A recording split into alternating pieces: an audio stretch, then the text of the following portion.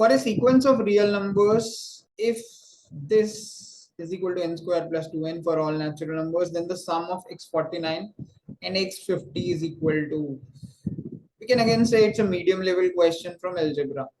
algebra की कई questions आ रहे हैं इसमें, हालांकि इतने डिफिकल्ट नहीं होते, सिंपल हमें करना क्या होता है, n की वैल्यू सब्स्टिट्यूट करनी होती है, n की वैल्यू 1 2 3 4 रखते जाइए एंड पैटर्न देखते जाएंगे.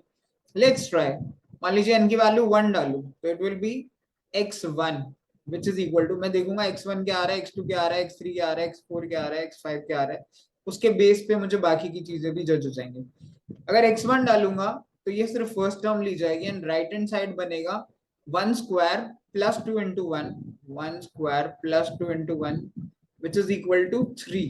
अब अगर n की वैल्यू 2 डालेंगे तो ये दोनों एक्सप्रेशन लेंगे हम, वो बनेगा x minus 1 minus x2 is equal to 2 की वैल्यू डाल रहे हैं तो it will be 2 square plus 2 into 2, तो इट विल बी x1 मुझे पता है 3 minus x3 is equal to, ये कितना है 4 and 4 8, इसको सॉल्व करूंगा तो x3 विल बी माइनस 5, क्योंकि ये इधर जाएगा और ये इधर जाएगा, it will be minus 5. So I will write x2 is equal to minus 5. अब x3 निकालना है तो n की वैल्यू 3 डालिए तो हम तीन टर्म्स लेंगे, it will be x1 minus x2 plus x3 is equal to 3 डालेंगे तो 3 स्क्वायर प्लस 2 इंटू 3. x1 की वैल्यू हमको पता है 3 होती है, माइनस x2 इसकी वैल्यू हमको पता है माइनस माइनस प्लस होगा तो 5 हो जाएगी, plus x3 that is equal to 9 plus 6 कितना होता है 15.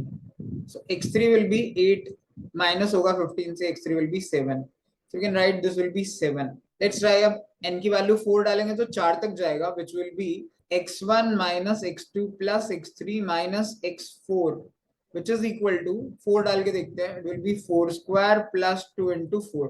अब इनकी वैल्यू डाल लीजिए x1 minus x2 x3 की, so it will be 3 plus 5 plus 7 minus x4 which is equal to 16 plus 8 which is equal to 24.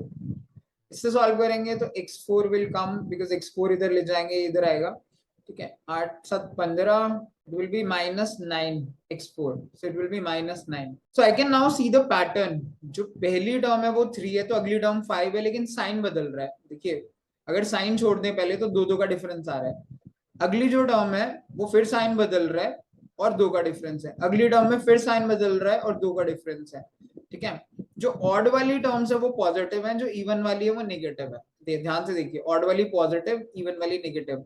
तो सेम वे में अगर x49 देखेंगे प्लस x50 देखेंगे तो इन दोनों में भी एक पॉजिटिव होगी. कौन सी पॉजिटिव होगी, ये वाली, और ये ना वैल्यू क्या होगी नेगेटिव, और ये वाली वैल्यू दूसरी से 2 बड़ी होगी बिकॉज 2 2 का गैप आ रहा है ना. अगर ये x होगी तो ये x प्लस 2 होगी. इन दोनों का जो डिफरेंस आएगा वो फॉर श्योर -2 ही आएगा. That will be our answer which is option number B, क्योंकि हर दो कॉन्जिक्यूटिव टर्म्स के बीच में 2 का गैप आ रहा है एंड ऑड एंड इवन अगर आप लोगे तो उनके बीच में -2 का गैप आ रहा है. So that is how we can generalize and see the pattern and we'll get answer option number B which is -2. इसमें सारा सॉल्व करने की जरूरत नहीं होती, that's why these are easy questions. आप बस n की वैल्यू 1 2 3 4 डालिए, पैटर्न देखिए, रिकॉग्नाइज करिए and mark the answer and move to the next question. Simple as that.